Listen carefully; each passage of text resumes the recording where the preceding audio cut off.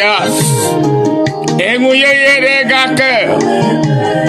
Ma wote kulebana. Hey, babiye. Ma uleiro.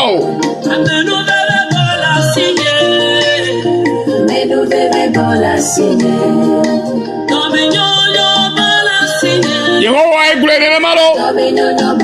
Enguye yere kena minoviyo. Akpena Yesu. Ela beto fafa le eya masi bore si babam. Naola, na mikatala. Ma voto monyo na mila. Nubla li kwakwo le si naola. Hey. Yepe kwenye menye la. Yehowa mauto eglonya ya noviye.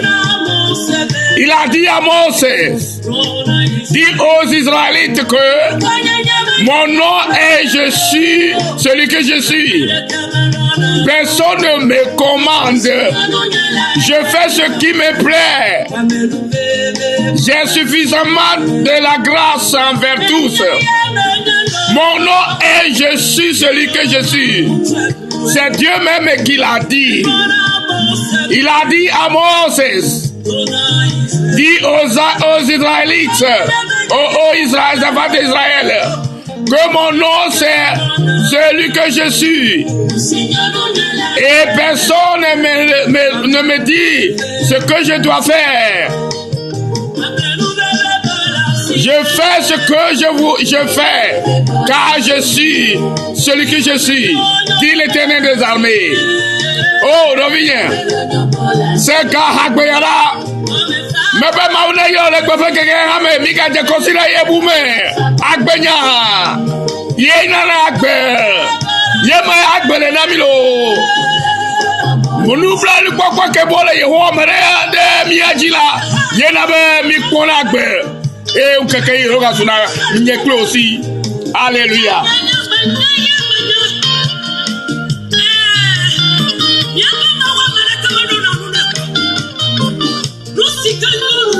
Ameka to lu ne mala.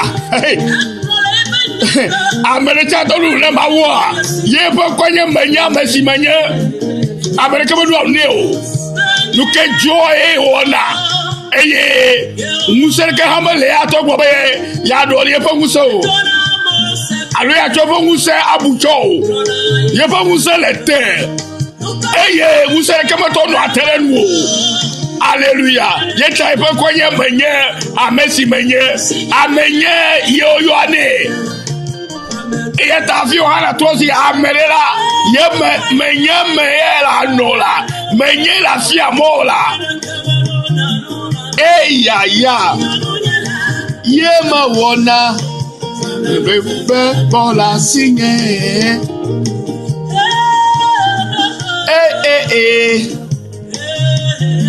Amonu bobo bole yo asina ola no biye. Nukata be ma fa fa monu bobo la komara. Ala yo nu gbela. Ebole o, enu bebe bola singe. Doma yo ebole nyama wasi, enu bebe bole nyama wasi. Doma fa fa bole sila no biye vo kora nukata o ado ma fa no ma. La le ko odo ma la fala. La miséricorde suffisamment et avec notre Seigneur. Ma wote globa ye pe konya merci manyala. Ta troba le pe ko atiola. De awa to bo be ye nya merci nya a ogbere. A ye le ka ko pe konya menye a merci menye. Je suis celui qui je suis.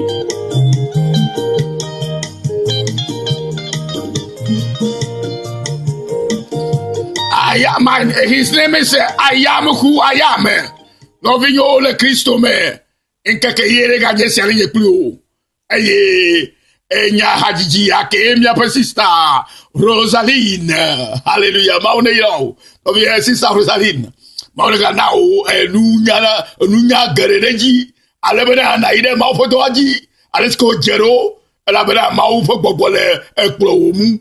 Eye amegere olato o hajiji ma akpo ekatutu de ta mabe maone yo gere regisia e wato hayaji aira no viyo bubu o si o se haya to e sikeme mi ga gere agbanya fe enke fe gafufu me Ovi yo le Christo me. Maba un yere ga kare nyeklo. Eje wada mi ano du eye mi ano enya ya osem sika cho mi afofo gbola na mi. Mi nya mi kata mi nya ba America mo do na Yehowa o. Ma wo seketa to nye. Eye pon ko ye menya amasi menya. Eye America ma tro pon dodo po gbere o. Mu se mo America sire ya tro Yehowa pon dodo. Nu sike Yehowa benen ke Yehowa do no benen no la. Ne ma ola ole no ge. E toto ma no unti o. Bo e me di ba le gapo po ya bala. Me di ba ma cho kudo jinya ya odida o. Abele sike me fokuli le egbe pen keke amele. Eye wala ma meklo ha. Ne ohana no na no moaji. E moaji no no ele vevele. Mabu la bana nyemenya moata. Male moale yim. Eye nyemekpo yema directif alo nusike fia mo amela meleo. Ta mabu. Ne menya mola. Besiagbela anototo togode trom besiagbe e to ya be emola na nya mo afa ni o mo afa mo ne me nya mola anobubu besiagbe obi yo e ya ta yo vocha o e bada o wonu ya eni sike fia mo ame ne me ga bubu e ya ta o ya bada e mi anya me sikenye o mo fia la tonto ke ya na be ne fia mo la maga bu gbere o la ye ya enye mi apede la Yesu Kristo sike ochore miata benane cho agbe ple mti va ple jijo popo ple enusi anu fe jejina me acho nami asi abele sike mawu dibene no ne amesia me fe agbe me yata no vi yo le Kristo mende ala alo le gafu po emela mi de Bible me mi yinde ya le Salomo fa agbale etame blavovo ato ame eye mi ahle nu le pukui amene ame le amatoli ame afima ye o le bena Yehowa de wo mo fiam eye na fia wo tofom na mazo le wo nyatepe me eye na fiam eye na fia enum ela bena we nye khona me mawu we mele mokpom na esiai no vinye le Kristo me ameka tokpo amona Yehowa esiai o mokpopo agomede mokpoko gome bena na dongu de nu sike mokpom ti o eye vo kariji bena nenema ole ye alava kerun le wo kakareji sikela sio le mopopo me de ame menya megbeto de mau sike dongbere na o bena nenema nusi la va so asio alo ame ya na banye alo ame tohe ya na banye la bena ne watema vame no abele pe ngbedo la nuene la ba me sikele mokpom na Yehowa un mekpene o e ya mekela to pomo le Yehowa e ye mu makpe o ne mi kpo kekele ya me le egapopo ya mela e ye mi anovi David e dogbara le ye fe Salmo ya me le kuku de mawu fe ame la popota bakle ma fe do mo yoyo prepe elikao e po chocho keta eye o gbobenare e mo kaya to e la bena yento re kala matema nyamo amele kokwe la fia mo e ma le be ya file de me nyamo la do la bia mo atase e ya ta e David le pe gbodo la me e gbobere Yehowa de wo mo wo fiam Yehowa fo mo oli na trozi Yehowa tola wo gbedodora be si agboto ya bena na bia Yehowa bena na de fo mo wo fiawo elabena ne menya moi o la ma tom zo eji o mele gbogbombe ne menya moi o la ma ten azo eji o ne menya moi o la ma tom nya fisike mo ale yimo ejebena one fia moi o ne na nya le sike na zo jiro eye ava do afisike moi yido eye ta o hiele nyekli o no vinye bena na gbro nya sia na Yehowa be Yehowa de o mo fiam Yehowa la de fo mo fiao e ya fio ale sike na zo ejido e nu sike le mwata alo le mwa pe enu ya pe nu wula wa to ma chwe na o e la bene ne ma eta e gbo bela aton po mo na Yehowa ne yeme anya mo la wo mo popo ano mo popo la no asio e yebela le mo sike Yehowa de fia ya lo o fia o la bena ton so ti kaka ne la ton do destination alo e pe gaye nu sike ye ton na wa sinema souci na suji la na transito. Alléluia. Yehowa de homo fiam eye na fia wo topom. Alléluia. Yehowa de homo fiam eye na fia wo topom. Alléluia. Ne o fia ma ola, ne de ma o fia ola. Aton fia o leke na to mo ajido. Leke na da fodo. Ela bena mi me nyale sike mi da fodo garo motala. Mi ekle na nu janani eyata o jabana be siagbala ame beto abe sikecho ko na mawu eye onyabe mawu enye pe pololala ye la dogbara gbona Yehowa bana na fia na de pe mo fia e la perenti o anyale sike wazo le moajiro no vinyo le Christo me na mi rete pe yakele français bombe. Éternel, fais-moi connaître tes voies. Enseigne-moi tes sentiers. Conduis-moi dans ta vérité et instruis-moi, car tu es le Dieu de mon salut. Tu es toujours mon espérance. Alléluia. Si tu connais vraiment que l'Éternel est ton espérance, qu'est-ce que tu dois faire?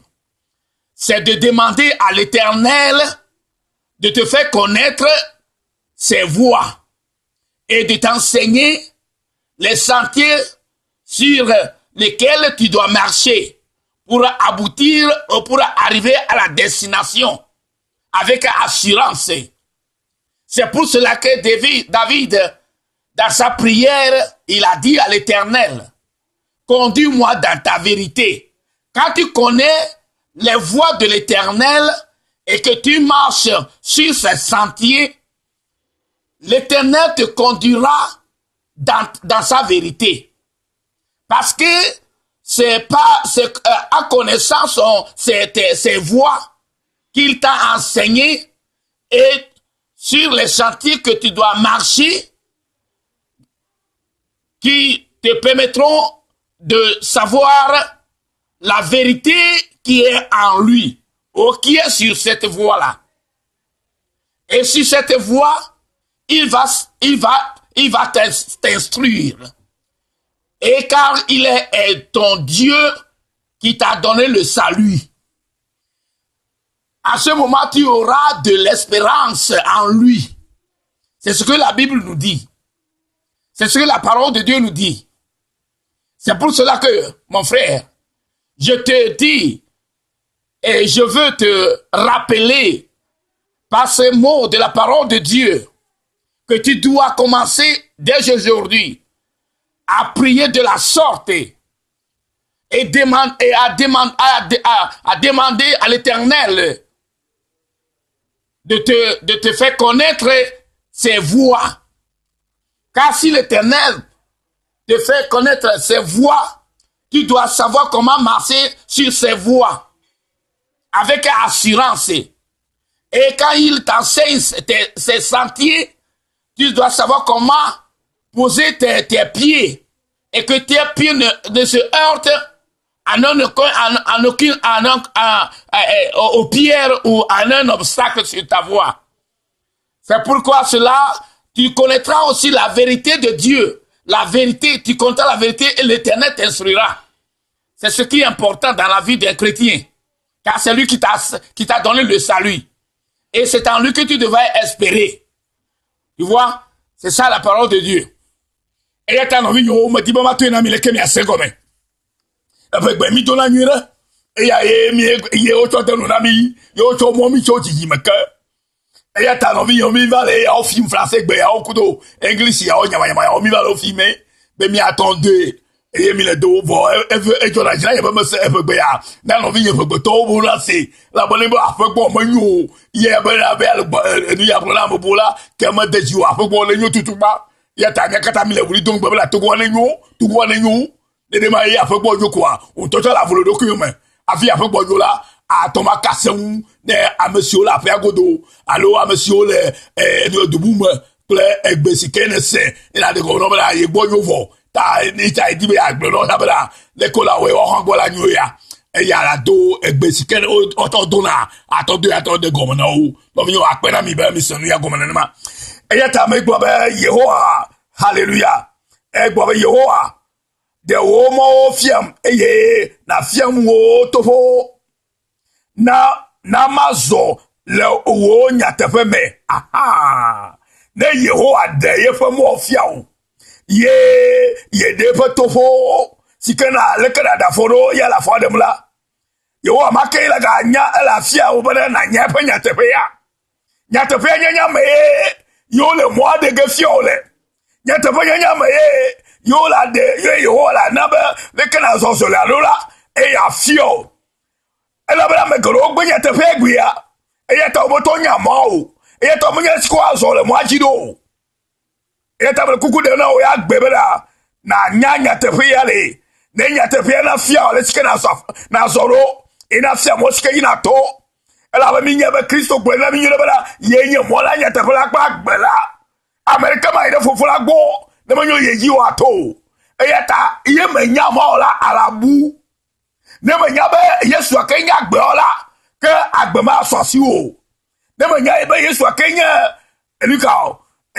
mo ola ke abu eyata su gbo be yeye mola e go be ya jesi e ya kola afia ma o ye kenya agbe la anagbe o ye kenya nka e mola nya tefe ya e ya tefe ya me nous avons tout ya sur le tout alors la nyanye tebea et moi la vuno et agba la fasio ne ma ole ne mi to ere salmo fa pour ça fa gbale akere ta bla devo bla niveau ademe ne mi akle pupuyi wele kia ogba fi bala Yehowa fia wo mom ne ma zole wo nyatefe la me aha ne Yehowa fia ye fomo la atemu so le nyatefe ya me amekoro ma diba Yehowa ne ma diba wa so le nyatefe ya metala yo gbebo Yehowa ngba fia mo ayo wo ma diba o ya le nyabe Yehowa diba Yehowa fia mo o tala so le fe nyatefe me amesukata jesi mo la o zo le nyatefe me ye ma diba magblo et lui c'est comme mille se serende là ye go me belale no vient est-ce que yo a fia moi ou là et dit na so le ya tepe me ameske jesi moi voilà mega so ni a alto to si wo et jesi moi vo ko moi je connais so ten lui na ce que le kobo na va tuer ne ye me nya moi là ya no togodo fom ano totro ano snago if you do not know the way, you will not be. You will if you know the way. Hallelujah. You will not be turning around. Neyeba nyamola magal togodo. E moi manya ila bo trona togodo. E moi menyola lo togodo. La bele menya te fe ya okay. Abena e monya la swasi o e ta ona be odi be na nyamwa If you know their way, you will not be turning around. You will not be turning in circle. Hallelujah. English accessory. Hallelujah. The name I ovata bena mebulema. Ne yebe anya mwade. Magadata togo de. If you know the way, you will not be turning around. Amekoro go to turning around. Ela bo menya mau. O ma to so le nyatepe amo. E moye ya bia ye ho be de fiere. Ya tam so le nyatepe ame. Enya ke gwo mi le ya. Hallelujah. Me le gbo gbe si agbe ya me lo se le ke fo na o. Me gba fo ma o ti bi aja odo e. Hallelujah. Me ye wo enye ma wu le ke di be asubo ma wu do ya la subo do. Ke le ke ma o ti be na subo do la. Ye o subo na na do. Leke mao dibo ya la subo eloa yeta ode oro be la subo ya yeji mo maji na subo ro be la gbo be leke nyama dibo ma subo ma we o la be mayemi awe gba be na leke ma dibo ma subo ma odo eja ma odo ke wo leke mao dibo mi subo eloa ye o fia bi be mi ato ma subo ajenu. Hallelujah.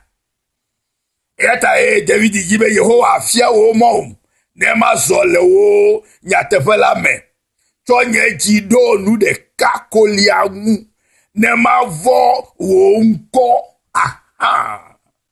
e mwale menye mo sikenye mo sikano togo de chumu mo tende kakoe ele correct magala togo de chumu na nyamo akwa wo jila no nu de kan wo jila no Yesu Kristo hu kari kwa afia nu sia no eye nyatefe ya nyanya aswasi o nene make eye tanovinye eye nya esiala atem kafu ma onyu abesko jene ito jibe ma kafu o afeto mawu to jiblibo me ne o fia mawu la eye le soso le nyatefe ya mela ke ma tra le moachi o ke gama mela atem kafu Yehowa le nyatefe me pele gbogbo me be pele jiblibo.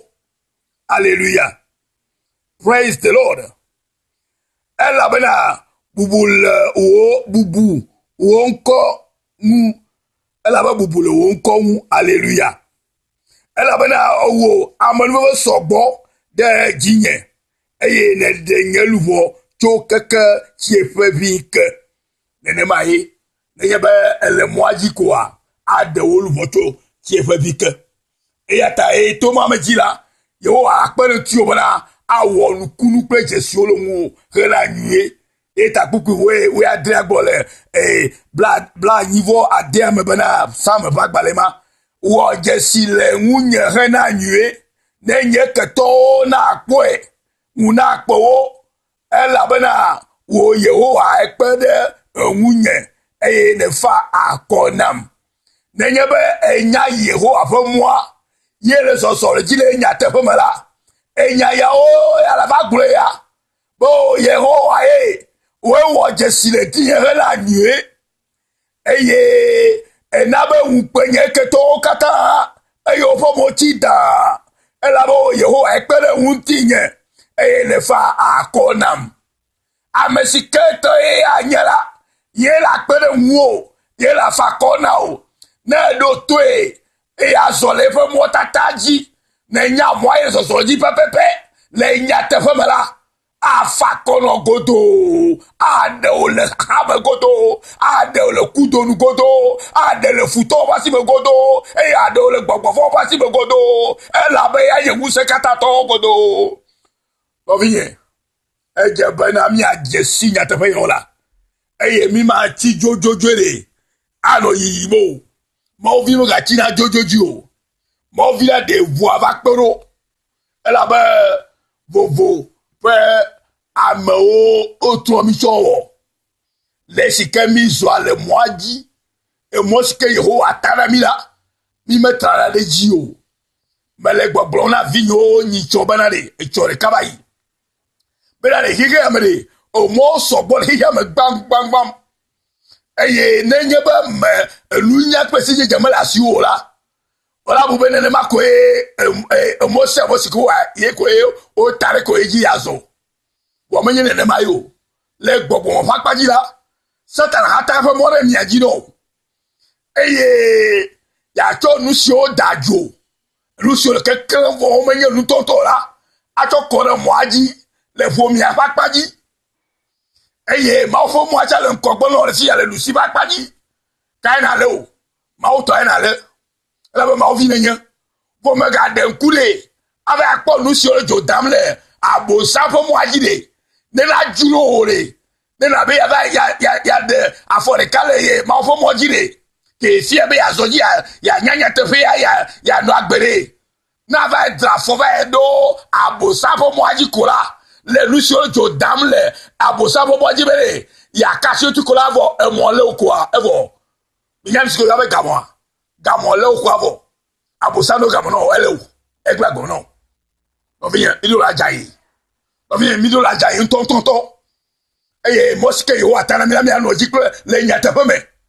Eye la lukoli toto me. Amono vive kuma ko e ma lo me kuma ko e. La ba nyata fe la mo hlo na o. Eye ne yebe ele ma fo mo ajine ne ma pepe le nyata peme. Le gbogbon pe nyata peme la. Nous si ocho dans le colon là, yo bois même le mon papa m'a ben voilà assassiné. L'union na mel ko na o. L'union na mel to le ko na le mo fo mo ke o tan la ji. Le mo ale ya te fo ko. Ne ke ma pozo le mo aji o. Avado nu agbo, nu na mo agbo dédié. E yo wasi na kanti akpo jijo. E ya kafu mawu. Bo le be le mo aji so le yim. Ke mo popo to wa harola. E ye satana ta do e fe kamontare e mi aji no kwa. Obo ye mo le to akpo hare o ke obo ito ale ko gbo e popo o ga amaro ne ma o le ma o to ngbe na mvo me vo me vo ga ke ma to mo ejipo ne ma we po be ma choka ba ma ha awu no po mo pasi yo ya be mo popo yo ya be espérance qui est toujours mon espérance ne ma o nye fe me pa mo popo ma la ba mo ko ma wu nye na po bo ne ya ne no le so aselo ko gbe ya tata bo ko gbe no ro be na so le nya te fe e ku amira anu nyu na me agbo e ne ye be va ko be abo samcho enu dajoro dare ti onye payo ne ke mo ogogba lo onye ye va didi ko be ya kasi ti kola alu ya da fo mo ji kola e mo la ta no e bo abo sa agbo to mo no la ba ne ye be da so la abe tamla ka to jime na ko dede ta ala lo pia le fe gawo mo kwa eglo no vi yo ye mi anya su biasi na le Kristo me de nu nya su amesi ye ta obi anu nya pesi jejero be na ma una nu nya pesi jeje ne ma to ma no agbere de wo dodo nu de ma to no agbere de ma subo ale sike oje de ma so lo nya te fe me ne na fiam ale sike ma no agbere no na fia o mo ble wo aforofo abesika bi agbe na wo nya kari nya fotofo be da fe nya kari no wo afotofo na mega so victime kurao mega so victime aso la bana kekele me vi anyo na ye kekele me vi wo ko abosama si jodare pe enu si o mo nyu neko yo la black bono ko e ba jeme ko a ke wo agbe egbe la fima wo ma o don gbere agbonti abosanya yalo enye bele wa o don pe yure agbonti be na so ye fo mo ajiko ye na pa ofo nu nyina me le kogbe ke mo le pota o amoro nu juro na fo no kaka eye obo enu e me le kokole me aji ye ma boye eye o be ye ma ba cho me kodo ga mo haro ye nu kayo ma cho ya ko kaba na cho nam adia o dia be na cho kaba o be yo mi po ma fa sinu bun ne ma o na irami ne ni akpoji jo be akafui ne ma o le ma mi ga gere nu mo ko ba jan wa be ya no le fuma no gere fuma ma gere me mi ha dodo ma via de ha dodo de nyanu de jasi nu kaba nko fu na mi po nu me ga yen ko agba no ne o la ga po mi e de victime o ta no vi o egbe pe ma unya ya sika nye ma o na fia mo ame ye na nya mo a na soji ne na so le fe nya te fe me ne na kero o ngbo to si kata ma odoro agbo ti la le kogbo no la na no mo aji kere ba po bo samto si kere mi aji no le kekere le joda o eya anabe